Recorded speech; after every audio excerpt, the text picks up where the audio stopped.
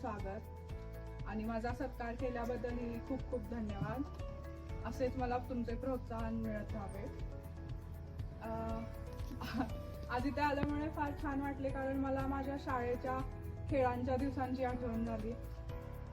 खेळ हा आपल्यासाठी फार महत्त्वाचा असतो, कारण त्यातून फक्त फिजिकल फिटनेसच नाही तर आणखीन बऱ्याच गोष्टी आपण शिकतो, बऱ्याच स्किल्स आपल्याला मिळतात. पहिलं म्हणजे आपलं डिसिजन मेकिंग चांगलं होतं, निर्णय क्षमता जी आपल्याला आयुष्यात फार गरजेची असते, कारण आपल्या आयुष्यामध्ये फार अवघड डिफिकल्ट डिसिजन्स घ्यायची वेळ येते आणि त्यावेळी योग्य वेळेमध्ये योग्य निर्णय घेणं हे फार महत्त्वाचे असते. आपली एकाग्रता वाढते आणि सगळ्यात महत्त्वाचं म्हणजे पर्सिव्हरन्स म्हणजे आपण एखादी गोष्ट जर नेहमी करत राहिलो आणि त्यामध्ये आपल्याला जर नेहमी हार मिळत राहिली तर आपण ती सोडून द्यायची नसते, तर ती सारखी करतच राहायची असते आणि त्यात प्रोग्रेस करत करत हळूहळू जो आपल्याला सक्सेस मिळतो ते आपण खेळामधून शिकतो.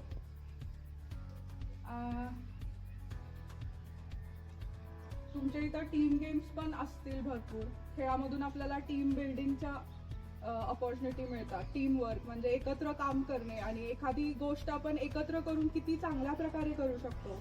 एखादं जे आपलं ध्येय असेल ते एकत्र काम करून किती चांगल्या प्रकारे आपण मिळवू शकतो हे आपल्याला खेळामधून कळते.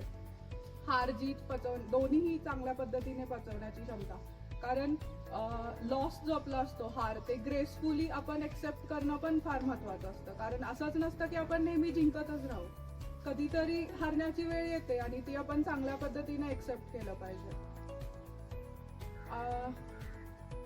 मगाशी यादव सर सांगत होते की आता खेळामध्ये जास्त कुणाचा इंटरेस्ट नाही राहिलेला, तर तसं नसलं पाहिजे. खेळामध्येच नाही तर आणखीन काहीही कॉम्पिटिशन असू देत, स्पर्धा असू देत, सगळ्यांनी त्यात भाग घेतला पाहिजे. कारण ह्या ज्या आपल्याला स्किल्स मिळत राहतात, नेहमी जिंकणं हे महत्त्वाचं नसतं. ह्या स्किल्स हळूहळू मिळवत राहावा आणि आपल्याला पुन्हा त्या आयुष्यामध्ये कुठल्या तरी स्टेजला उपयोगी पडतातच. हे आपल्या माजी राष्ट्रीय खेळाडूंना पण माहिती असेल. खेळामुळे त्यांना जे काही स्किल्स मिळाल्या त्या आजही त्यांना उपयोगात आल्या असतील, येत राहतील नेहमीच.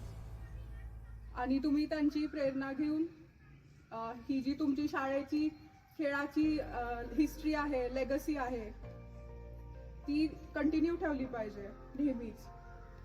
तुमचे शिक्षक फार इच्छुक आहेत, मोटिवेशन देतात तुम्हाला, केपेबल आहेत, तर तुम्ही ही संधी घेऊन त्याचा चांगला उपयोग केला पाहिजे. त्यात इंटरेस्ट न दाखवून काही न करणं हे बरोबर नाही आहे.